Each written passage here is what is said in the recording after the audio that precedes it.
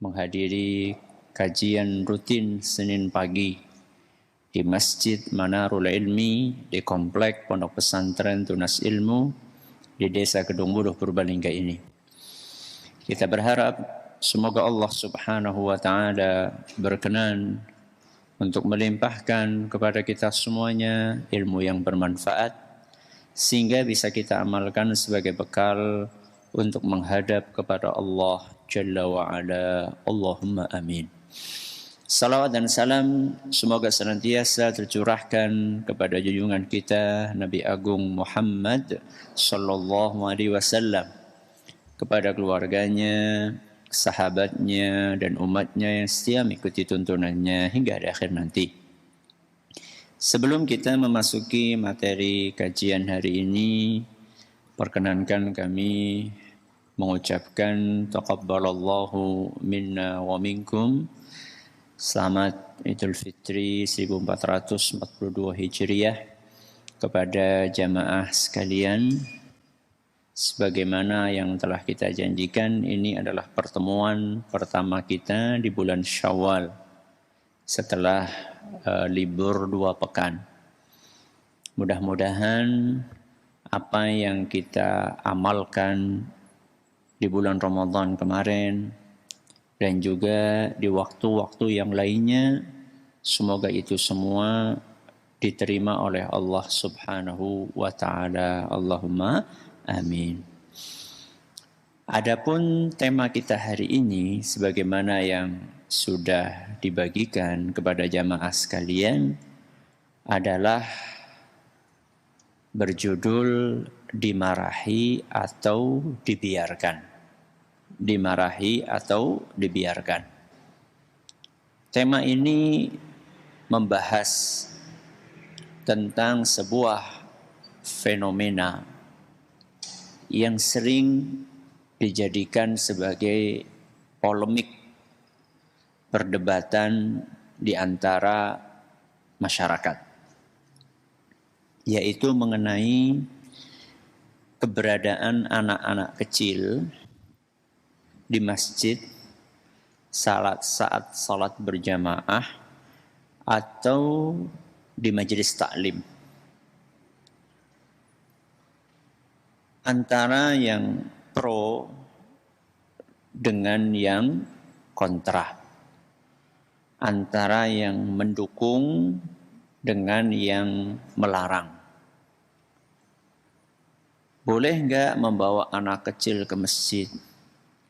Sebagian mengatakan ya boleh, kalau misalnya anak-anak kita tidak sejak dini kita kenalkan dengan masjid, kita kenalkan dengan sholat, kita kenalkan dengan majelis taklim, nanti bagaimana besarnya? Justru mumpung anak ini masih kecil, mumpung anak ini masih hijau, belum banyak pengaruhnya, harus kita kenalkan dengan tempat-tempat yang mulia, tempat-tempat yang diberkahi, yaitu masjid, majelis taklim, sholat berjamaah. Jadi nggak boleh anak itu dilarang untuk menghadiri sholat 5 waktu ataupun untuk ikut taklim. Ini adalah kubu yang pertama, yaitu yang pro dengan anak kecil. Adapun kubu yang kedua adalah sebaliknya, yaitu orang-orang yang kontra. Alasan mereka nggak setuju membawa anak kecil adalah karena biasanya anak-anak itu, apa Bu? Apa biasanya? Ganggu. Ya, biasanya anak-anak kecil itu ganggu. Ganggu apa? Ganggu kekhusyuan. Ganggu konsentrasi. Apalagi seandainya anak itu adalah anak yang aktif, ya, tidak bisa diam. Mending kalau cuma jalan-jalan saja. Kadang-kadang bukan hanya jalan-jalan, tapi juga nopo? Teriak. Sehingga jamaah yang seharusnya bisa fokus menyimak pengajian yang disampaikan oleh ustadz, akhirnya konsentrasinya nopo? Buyar. Ya, akhirnya fokusnya pecah. Belum lagi kalau misalnya anak itu ngompol, ya sudah ngompol jalan-jalan lagi, waduh, ya bisa bubar semuanya. Jadi nggak boleh anak kecil dibawa ke masjid, nggak boleh anak kecil itu diajak ikut taklim, nggak boleh. Ada berapa kubu, Ibu? Ada 2. Ada yang pro dan ada yang kontra. Yang benar yang mana, Bu? Panjenengan yang mana? Yang pro apa yang kontra?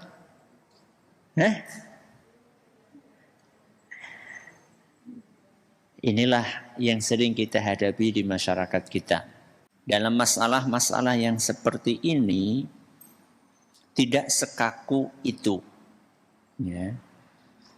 Berbeda ketika kita membahas misalnya tentang prinsip-prinsip dasar Islam, tentang tauhid, tentang syirik, tentang sunnah, tentang bid'ah, tentang taat, tentang maksiat.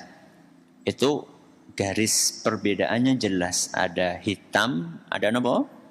Putih. Dalam akidah itu tidak ada yang namanya warna abu-abu. Ya. Setengah kafir, setengah Islam niku mboten wonten. Ya, adanya kafir dengan apa? Islam. Tapi ini bukan masalah akidah. Ya. Mengenai boleh tidaknya anak dibawa ke masjid atau ke majelis taklim itu bukan perkara prinsip dasar Islam. Sehingga dalam bersikap pun tidak sekaku itu antara hitam dan putih, antara boleh atau tidak boleh. Tidak hanya seperti itu.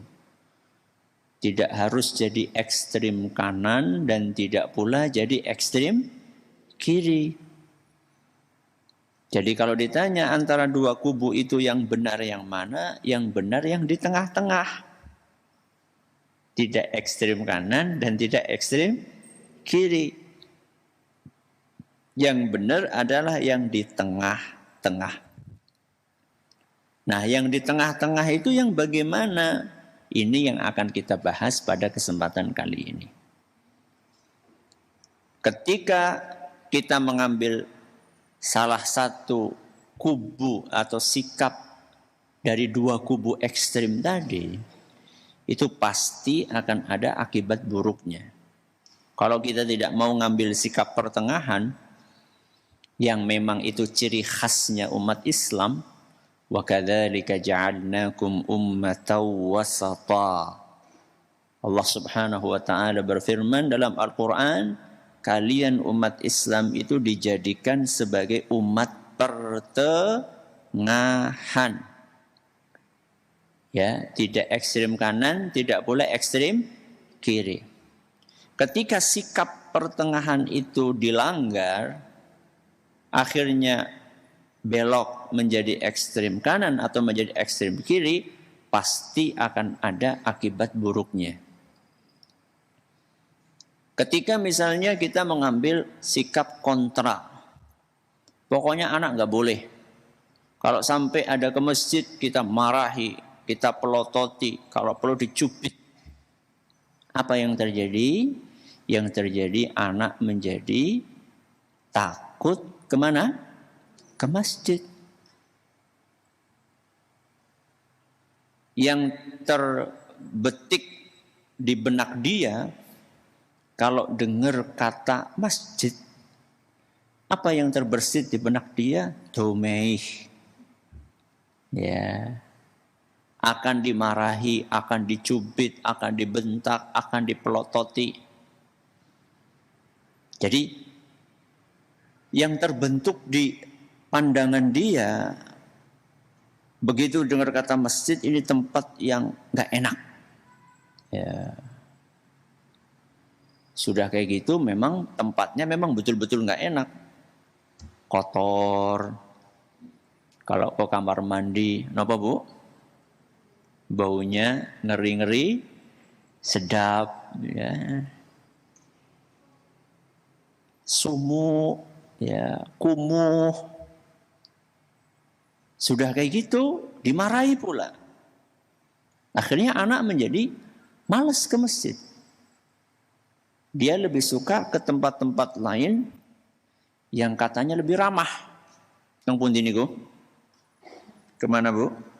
Mall. Ya.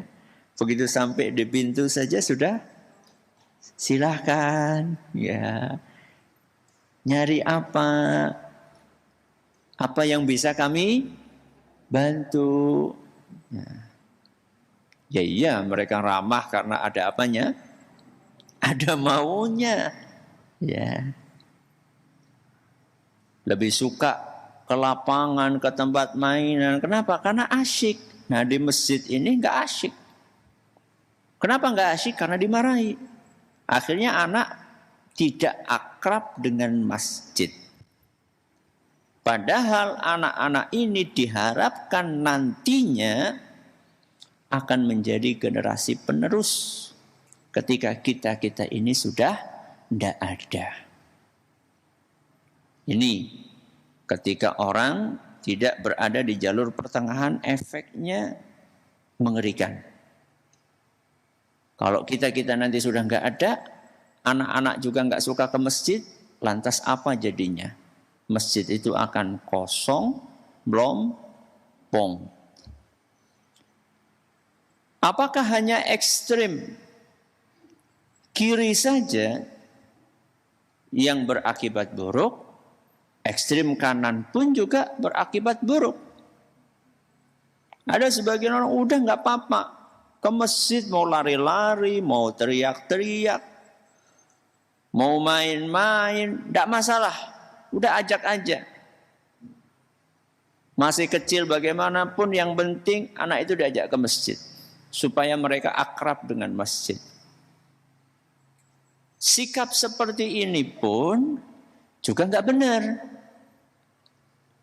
Ketika anak itu dibebaskan sebebas-bebasnya di masjid tanpa aturan, itu juga nggak benar.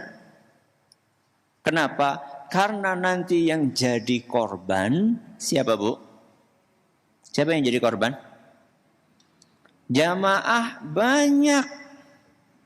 Sekarang nih misalnya ibu-ibu nih, ada yang bawa bayi dan bayinya rewel.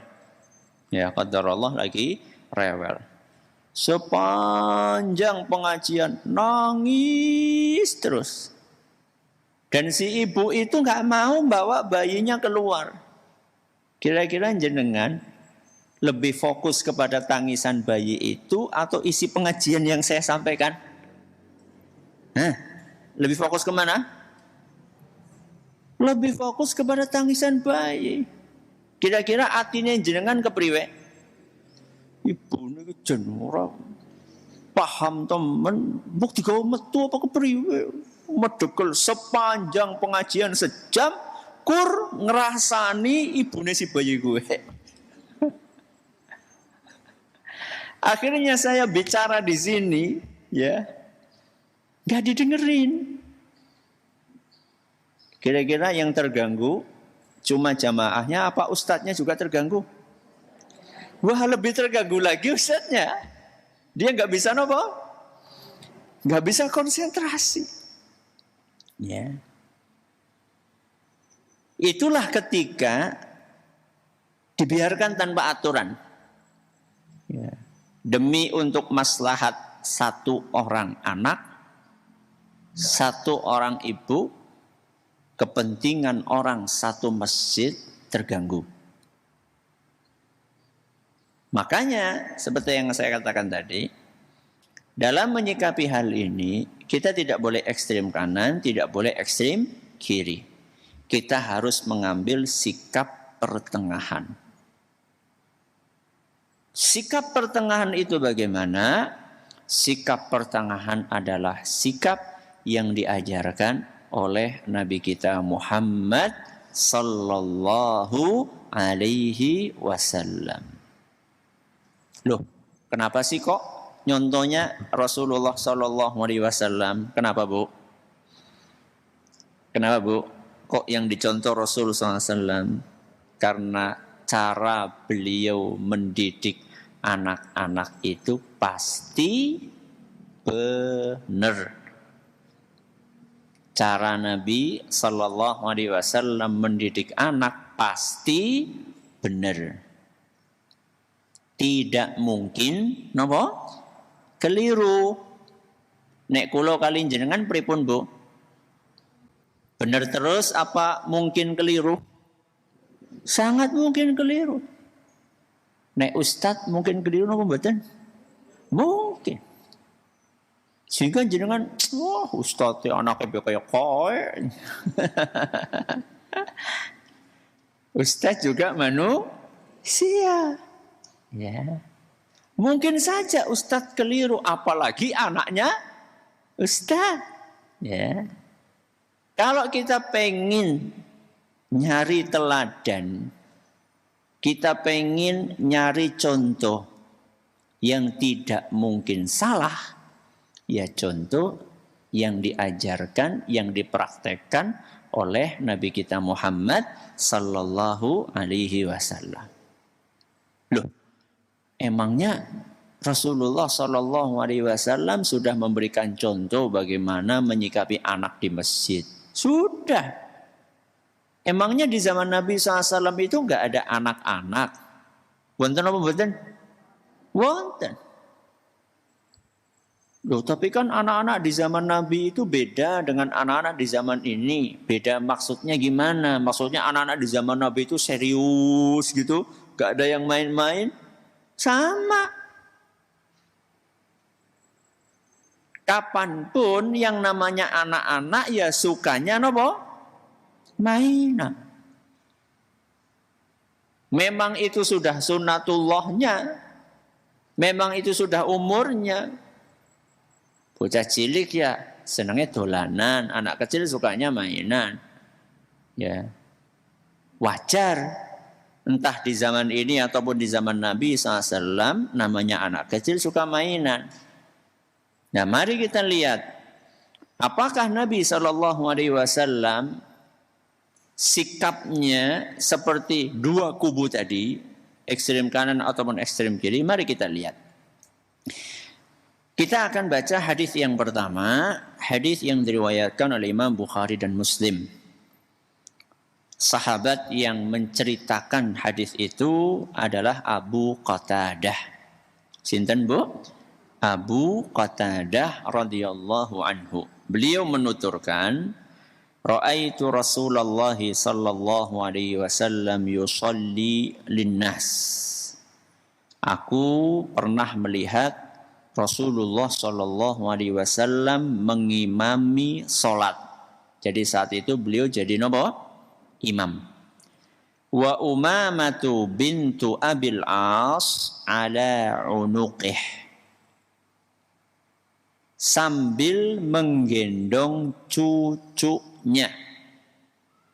Sinten? Cucunya. Siapa nama cucunya? Umamah binti Abil As.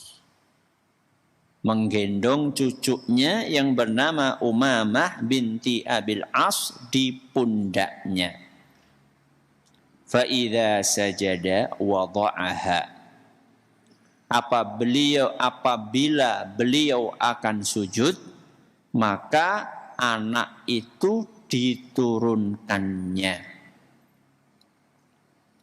Hadis ini menjelaskan kepada kita bahwa di zaman Rasul sallallahu alaihi wasallam pun ada anak kecil yang diajak ke masjid. Riwayat ini meluruskan pemahaman sebagian orang yang melarang mutlak anak kecil ke masjid. Buktinya apa? Buktinya Nabi SAW juga membawa anak kecil. Di riwayat yang tadi kita baca, anak kecil itu namanya siapa, Bu? Umamah. Umamah ini nama laki-laki apa perempuan? Perempuan. Namanya binti. Umamah binti. Binti Abul As. Ya. Jadi Abul As itu adalah menantunya siapa? Rasulullah Sallallahu Alaihi Wasallam. Jadi Nabi SAW bawa cucunya, yaitu Umamah ke masjid. Berarti bawa anak ke masjid boleh atau tidak? Boleh. Boleh mutlak atau ada syaratnya? Mutlak atau ada syaratnya? Ada syaratnya. Dari mana kita bisa menyimpulkan bahwa membawa anak kecil itu ada syaratnya? Dari apa yang dilakukan oleh Nabi SAW ketika membawa cucunya ini ke masjid. Apa yang dilakukan tadi, Bu? Menggendong. Berarti intinya apa? Intinya tanggung jawab. Boleh membawa anak ke masjid, tapi harus mau nopo, Bu? Tanggung jawab.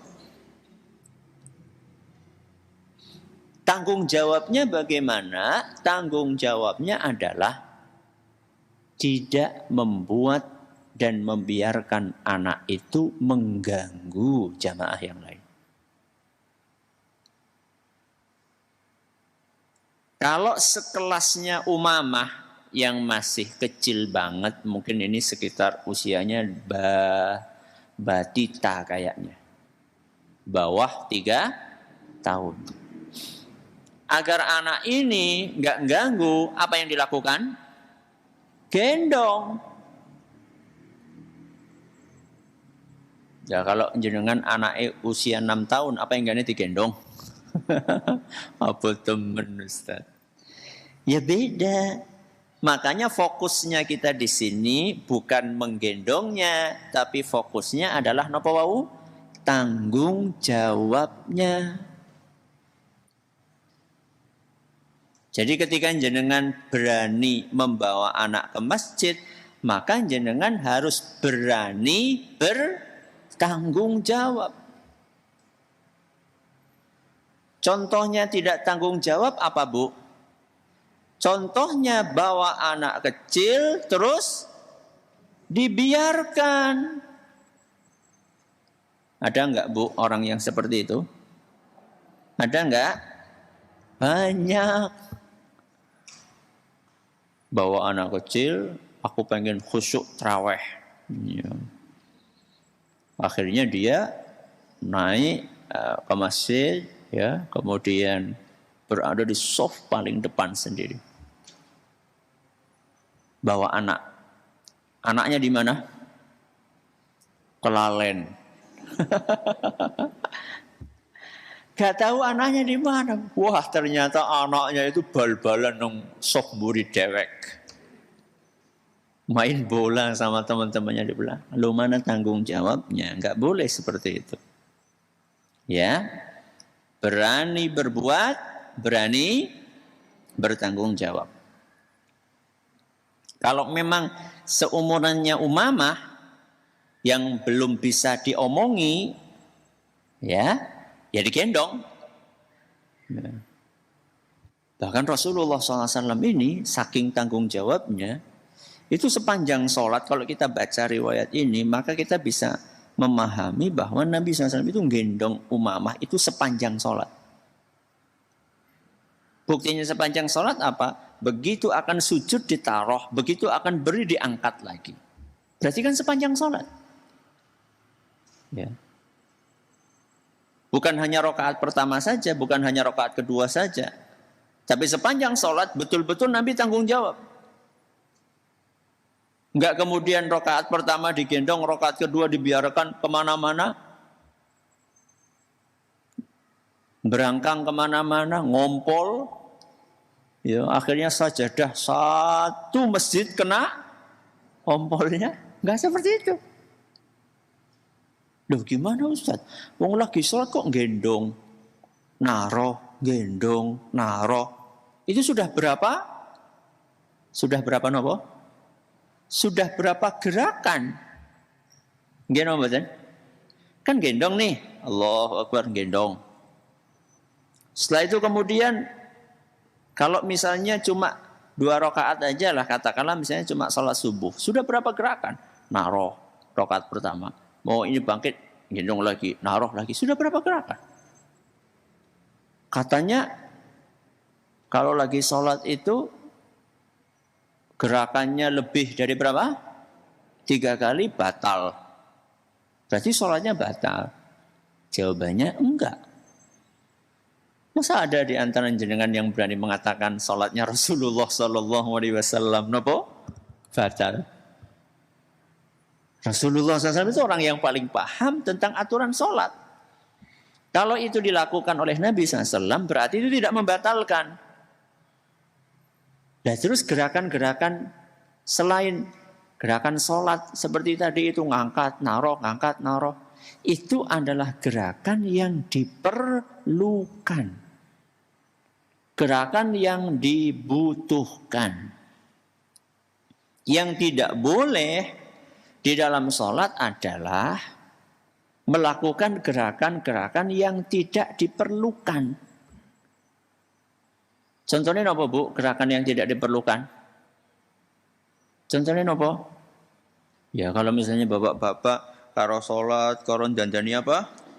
Dandani benih, buka tutup, ya.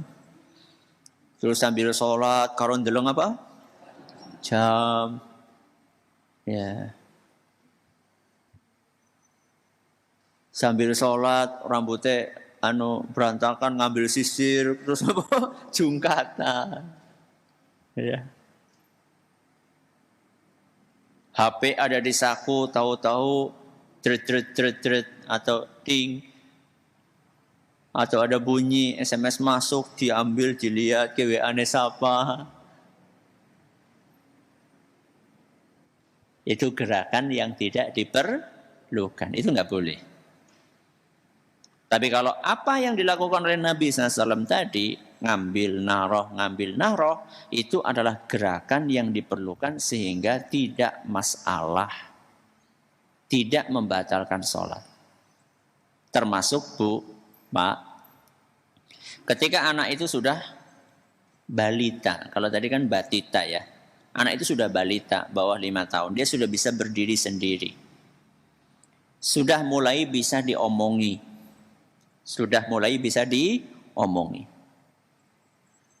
maka kita suruh sholat itu di samping kita, sholatnya di samping kita. Sebelum sholat kita sudah bilangin, nak, nanti sholatnya yang bagus ya. Kalau lagi sholat, nggak boleh jalan-jalan ke sana kemari, nggak boleh. Biasanya kalau anak dibilang gitu, apa? Nggih, mantuk, iya. Tapi biasanya itu cuma bertahan 1 rakaat. Rakaat kedua mulai nopo? Mulai gatel. Sudah ada gelagat, pengen pergi, maka jenengan sebagai orang tua diperbolehkan melakukan gerakan. Apa gerakannya Bu?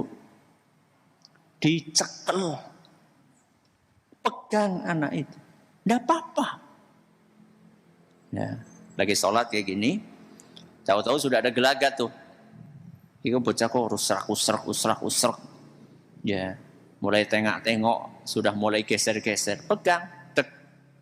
Tidak apa-apa. Ya. Sampai tenang kembali, lepas. Lah Ustaz, kalau kita ini lagi sujud, bocahnya ucul. Uculnya kapan? Pas lagi sujud. Kalau tadi kan masih berdiri nih, kita masih bisa masih bisa merasakan gelagat. Anak yang mau pergi, lagi sujud gimana mau nyekeli? Ya, tahu-tahu anak itu lari. Nah, disinilah peran yang kedua. Kalau tadi tanggung jawab, yang kedua adalah kesabaran. Ya, itu kuncinya. Kunci yang pertama tadi tanggung jawab, kunci yang kedua apa? Kesabaran. Kenapa diperlukan kesabaran? Karena sedisiplin apapun kita untuk ngajari anak, yo tetap saja ada saatnya anak lepas kontrol. Walaupun kita dari rumah sudah mewanti-wanti anak kita, nak kamu boleh ikut ke masjid, syaratnya kamu sholatnya yang baik. Gak boleh jalan-jalan, gak boleh teriak-teriak. Iya, berangkat ke masjid. Sebelum sholat diingat lagi, nak sholatnya yang baik. Gak boleh lari-lari, gak boleh teriak-teriak. Iya. Tetap saja suatu saat anak itu akan lepas. Apakah lepas kontrol juga terjadi di zaman Nabi SAW? Iya, terjadi. Mari kita lihat kisahnya. Hadis riwayat Imam An-Nasa'i dan dinilai sahih oleh Imam Al-Hakim.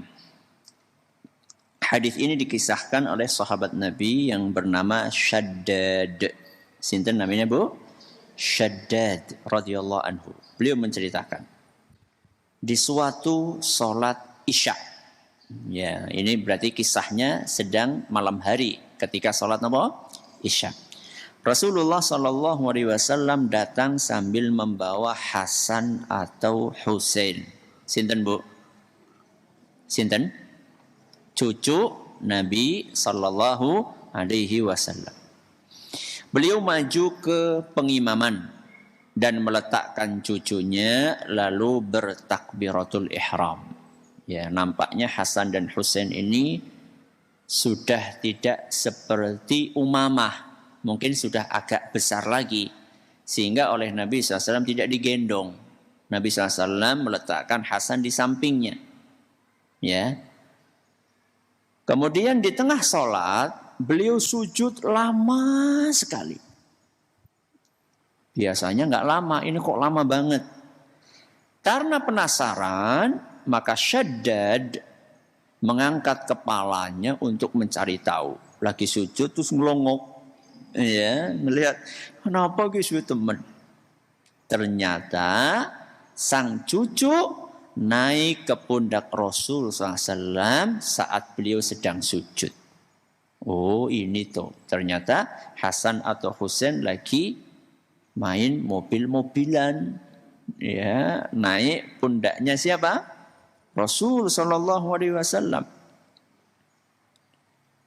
Nah, begitu ngelihat apa yang terjadi, Shaddad yang tadi ngelongok itu terus sujud lagi. Ya, sujud lagi. Setelah sholat, jamaah bertanya, wahai Rasul, tadi engkau sujud lama sekali. Kami sampai ngira ada kejadian buruk atau ada wahyu yang turun padamu.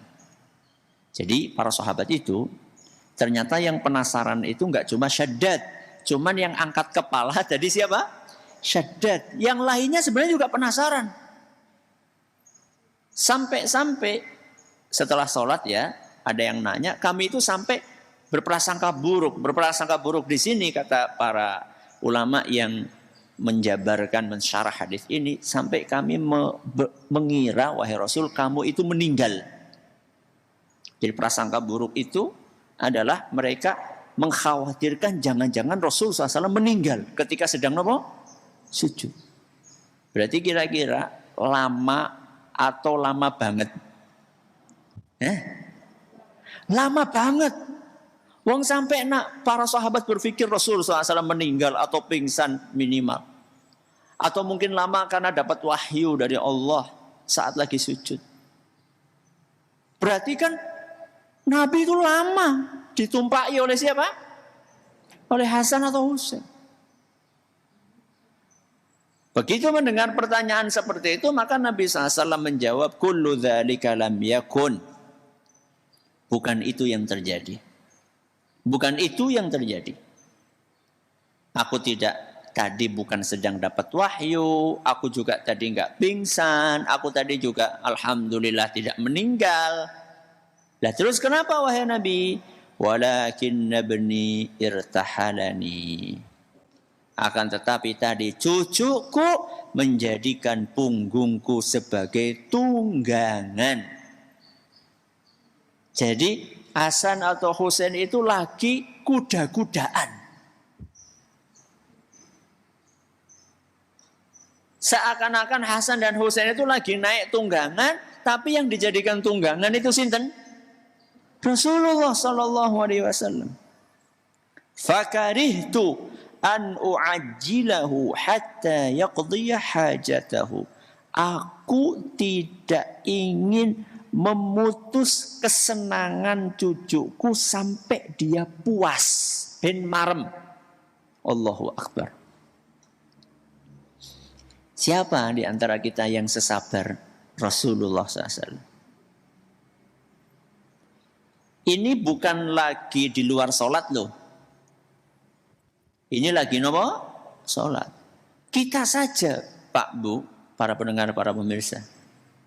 Kalau lagi di luar sholat, kemudian anak kita naik di pundak kita, 5 menit saja Bu. Pripun Bu? Mudun, jadi rabot apa? Ini kita di luar sholat loh. Nabi SAW melihat bagaimana dalam sholatnya, sabar banget. Ya,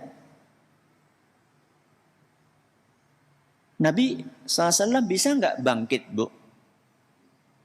Hasan atau Husain lagi naik di atas pundaknya, pas sujud terus Nabi maksain bangkit, bisa atau tidak? Bisa atau tidak? Bisa. Tapi Nabi SAW tidak ingin memutus kesenangan cucunya itu. Supaya puas.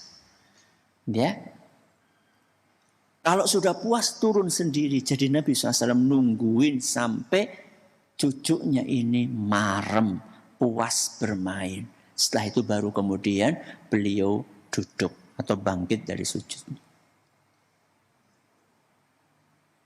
Inilah yang saya katakan tadi, kesabaran.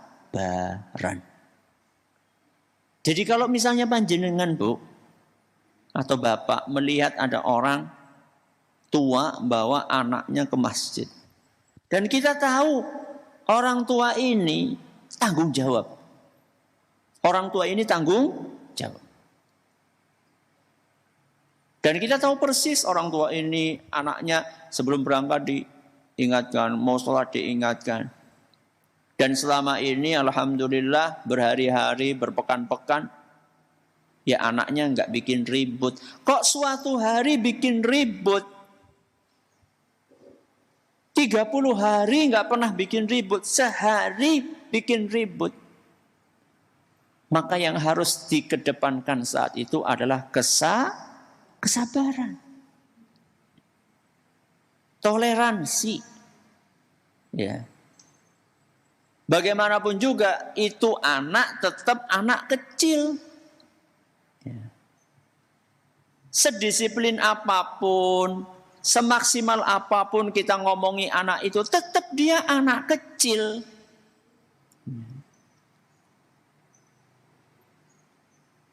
Boleh nggak negur? Boleh, nggak apa-apa, tapi dengan bahasa yang halus, ya, sehingga anak itu tidak kapok kemana? Ke masjid. Ya, ini adalah sikap yang tepat untuk menyikapi anak-anak yang dibawa ke masjid atau dibawa hadir di majelis taklim. Kuncinya satu, harus tanggung jawab. Yang kedua, harus sabar. Mudah-mudahan kita bisa mempraktekkan itu. Wallahu ta'ala a'lamu bissawab. Silahkan kalau ada pertanyaan bisa disampaikan. Baik, terima kasih Ustadz. Jazakumullah khairan atas materi yang telah disampaikan. Berikutnya akan kami bacakan beberapa pertanyaan yang telah masuk ke redaksi Radio Insani. Pertanyaan pertama datang dari pendengar Radio Insani. Bismillah. Assalamualaikum Ustadz. Waalaikumsalam warahmatullahi wabarakatuh. Ana Ummu Hafsah di Purwokerto. Ustadz mau tanya, kalau menggendong anak ketika sholat, si anak menggunakan pampers, bagaimana hukumnya jika pampers itu misalkan sudah ada air kencingnya Ustadz? Jazakallah khair. Kalau seandainya seperti yang tadi ditanyakan, di pampers itu sudah ada air pipisnya, selama itu tidak bocor, tidak apa-apa insya Allah. Selama itu tidak bocor, tidak apa-apa. Para ulama fikih mereka dahulu menjelaskan, ya, dikiaskan dengan orang yang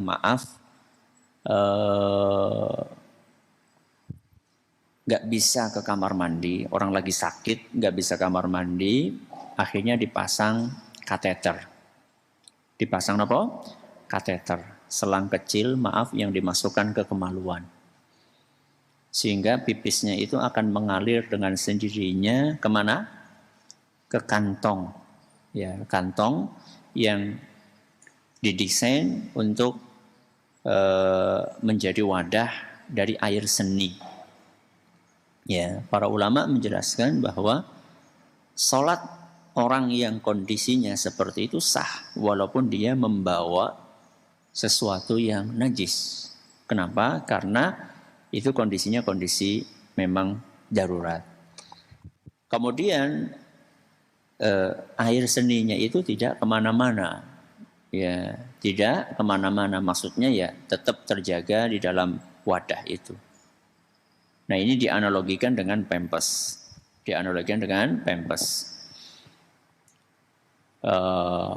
pipisnya tidak bocor, ya tetap berada di dalam pampers tadi. Juga tidak ngerembes ya ke mukena dari ibunya, itu tidak apa-apa. Kecuali kalau misalnya ternyata popoknya itu sudah penuh, ya karena belum diganti sudah 10 jam belum diganti, akhirnya wis mondol-mondol, ya. Akhirnya begitu digendong tertekan terus napa? Rembes. Ya itu lain. Ini beda kasus. Tapi tentunya akan lebih baik lagi untuk antisipasi ya tetap walaupun pakai popok, sebelum berangkat ke masjid anak itu diajak untuk pipis dulu. Ya. Karena khawatirnya anak itu satu anak dengan anak yang lain volume air seninya kan beda-beda. Ada yang sekali pipis banyak, ya, ada yang sedikit, atau anak itu baru minum banyak, akhirnya sering pipis, ya, dikhawatirkan nanti walaupun kosongan ketika dipakai, dia belum pipis, pas sholat pipis dan volumenya banyak, akhirnya rembes, kan khawatirnya seperti itu. Maka tetap lebih baik, walaupun anak itu dipakein pampers, sebelum sholatnya anak itu diajak untuk pipis terlebih dahulu. Wallahu a'lam bishawab. Ya. Baik, terima kasih Ustaz. Jazakumullah khairan. Pertanyaan berikutnya, Assalamualaikum Ustaz. Waalaikumsalam warahmatullahi wabarakatuh. Apabila sholat dalam kondisi menjadi makmum, kemudian membawa anak, dan ketika sujud, anak itu naik ke punggung. Bagaimana sikapnya apabila imam sudah berdiri Ustaz? Ya. Kalau imam sudah berdiri, itu kan lain masalah ya. Sekarang kalau kita jadi makmum, kita kan harus mengikuti siapa? Harus mengikuti imam. Kalau imam sudah berdiri, maka yang kita lakukan adalah anak itu dijagani. Anak itu kita pegangi dengan tangan kita sambil kita bangkit. Apa fungsinya? Supaya anak itu tidak ngeblak. Ngeblak itu jatuh ke belakang, kan bahaya. Ya, posisi anak sedang naik di atas pundak kita, tahu-tahu kita langsung bangkit, anak nggak pegangan, bisa-bisa nanti jatuh anak dan posisi bagian belakang sini terkena lantai dan itu berbahaya. Ya, karena posisi bagian belakang sini ya itu sangat vital Ya, kalau terjadi benturan itu berbahaya sekali. Maka yang bisa dilakukan ketika Anda jadi makmum, kemudian imamnya sudah terlanjur bangkit, Anda bangkit sambil Anda pegangi anak Anda supaya anak itu tidak jatuh dan tidak membahayakan organ vitalnya. Wallahu a'lam bishawab. Ya. Baik, terima kasih Ustaz. Jazakallahu khairan atas jawabannya. Pertanyaan berikutnya Ustaz, bagaimana apabila kondisi di masjid itu banyak anak-anak yang mereka tidak ada orang tuanya Ustaz? Ya. Untuk menghadapinya bagaimana? Bagaimana kalau misalnya ternyata orang tuanya nggak ke masjid? Anak-anaknya pada ke masjid tapi orang tuanya nggak ke masjid. Dan ini banyak terjadi di masyarakat. Kalau tadi kan kita membahas orang tua harus tanggung jawab dong. Kalau dia bawa anak ya anaknya suruh sholat samping dia. Nah sekarang orang tuanya boro-boro mau tanggung jawab loh. Orang tuanya saja nggak ke masjid. Maka apa yang mesti kita lakukan? Yang mesti kita lakukan kita yang dewasa, yang punya kesadaran untuk berangkat ke masjid, kita harus peduli dengan anak-anak itu. Walaupun mereka bukan anak kita.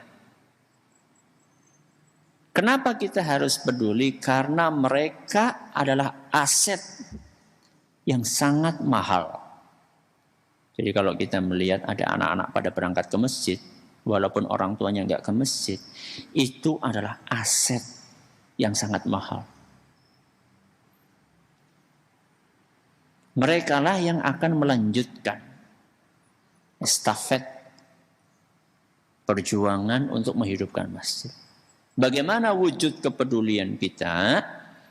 Wujud kepedulian kita salah satunya adalah kita bikin anak-anak itu berselang-seling, berdiri dalam softnya. Dewasa, anak, dewasa, anak, dewasa, anak. Kenapa demikian? Untuk meminimalisir kemungkinan anak itu bercanda atau bermain. Anak itu bercanda atau bermain biasanya itu karena di sampingnya seusia dengan dia. Akhirnya pitek-pitekan, ya, injek-injekan, tarik-tarikan sarung, ya. Kemudian sikutan. Tapi kalau di sampingnya mbah-mbah, apa ingatnya sikut-sikutan karo mbah? Ya. Maka diselang-seling. Dan itu sudah terbukti sangat efektif. Ya, terbukti sangat efektif. Kami praktekkan di masjid ini. Jadi kami tidak mengambil opsi anak-anak dijadikan satu, enggak. Ya, ada sebagian masjid mengambil opsi seluruh anak kecil dijadikan satu soft di belakang semua. Bubar. Ya. Bahkan ada sebagian masjid mengambil opsi anak-anak dikumpulkan semuanya di lantai 2. Yang dewasa di lantai 1. Bal-balan. Ya. Saya pernah masuk ke sebuah masjid yang polanya seperti itu. Ya, dewasa dikumpulkan jadi satu di lantai 1, anak-anak dikumpulin jadi satu di lantai 2. Allahu Akbar. Ramenya minta ampun. Anak-anak kalau main-main di atas itu yang di bawah dengar atau tidak? Dengar. Kebuka kayak gini gimana gak dengar? Sampai mau ruku rakaat pertama, bahkan sudah masuk rakaat kedua masih pada rame.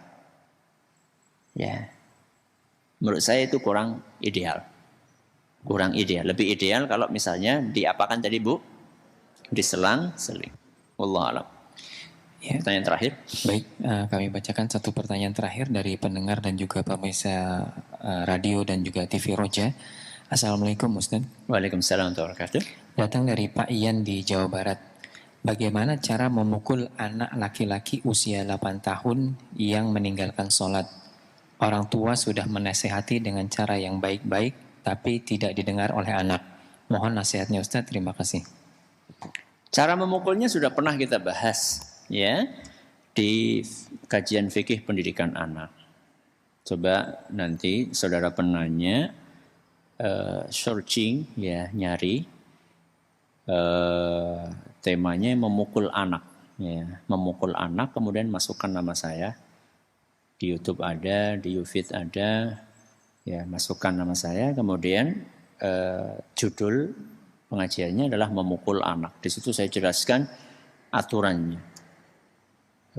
Sehingga saya itu sampai beberapa seri, kalau nggak salah sampai 3 atau 4 seri. Aturan memukulnya bagaimana, dalilnya apa, kapan boleh, kapan tidak. Jadi salah satu yang saya sampaikan di situ adalah pukulannya tidak boleh keras. Tidak boleh apa? Keras. Ya. Kalau menggunakan alat, maka alat itu bukan alat yang membuat anak itu menjadi memar atau kulitnya jadi merah atau hitam, enggak. Sehingga pukulan itu adalah pukulan yang tidak meninggalkan bekas. Ya. Loh, enggak marem dong. Yo, memang tujuannya bukan untuk memaremkan diri. Enggak puas dong. Memang tujuannya bukan untuk memuaskan. Memukul anak ketika anak enggak sholat tujuannya bukan untuk memuaskan keinginan kita. Bukan. Tujuannya adalah untuk mendidik. Sehingga kalau pukulan mendidik itu jelas berbeda dengan pukulan yang tujuannya ingin menyakiti. Berbeda. Ya. Sehingga itu yang diajarkan oleh para ulama kita berdasarkan dalil-dalil yang ada. Kemudian nggak boleh mukulnya di bagian apa? Kepala, bagian muka nggak boleh. Ya nempeleng itu nggak boleh. Ya. Kemudian juga nggak boleh lebih dari 10 kali seingat saya. Nggak boleh lebih dari 10 kali. Dan kalaupun akan lebih dari sekali, maka nggak boleh di satu tempat. Ya, pindah-pindah tempatnya supaya tidak membahayakan fisik anak. Dan beberapa aturan-aturan yang lainnya. Itu pun setelah nasihat kurang ngefek. Ya, setelah nasihat cara ini enggak ngefek, baru kemudian mengambil jalur pukulan. Sehingga memukul itu merupakan alternatif terakhir. Mudah-mudahan bermanfaat. Terima kasih atas perhatiannya, atas segala kurangannya. Kita akhiri dengan doa kafaratul majlis. Subhanakallahumma wa bihamdika asyhadu an la ilaha illa anta astaghfiruka wa atubu ilaik. Wassalamualaikum warahmatullahi wabarakatuh.